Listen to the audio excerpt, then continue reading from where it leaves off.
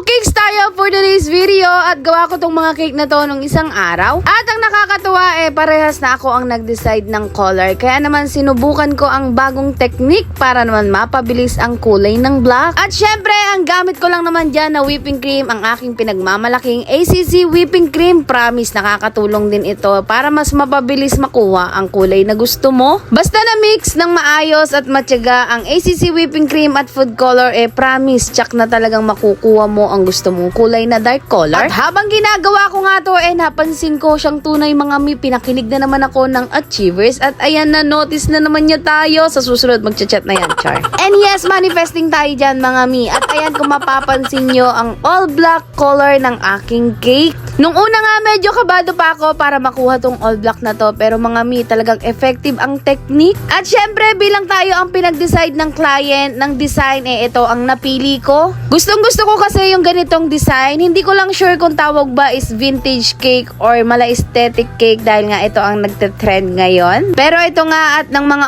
oras na yan, medyo napanghihinaan na ako ng loob dahil nga hindi na naman nakisama ang aking pulso. At nakailang sulat pa nga ako dyan, pero yun nga, feeling ko kailangan ko pa rin talagang mag-improve pagdating sa pagsulat sa cakes. Napagpasyahan ko nga na sa tuwing gagawa ko ng cake at may sobrang frosting, siyang tunay mga mi, magpa-practice talaga ako para naman mapabilis ang improvement. Syempre, diba, sino ba namang hindi nanaisin na mas maganda ang kalalabasan ng ating cake? Kahit na sa tuwing pinapakita sa client na nagugustuhan at nagagandahan pa rin sila. Syempre, para sa akin, kapag alam kong kulang, kailangan dagdagan pa ng mas effort para mas maganda ang kalabasan. At sa paglagay ko nga ng parang cortina dito sa cake, ang aking pinakabet. At ayan, naglagay tayo ng shining shimmering para mas lumabas ang ganda. At ito nga ang finished look ng ating mga cakes na all black. Sa mga nais, PM lang po. Yun lang, salamat!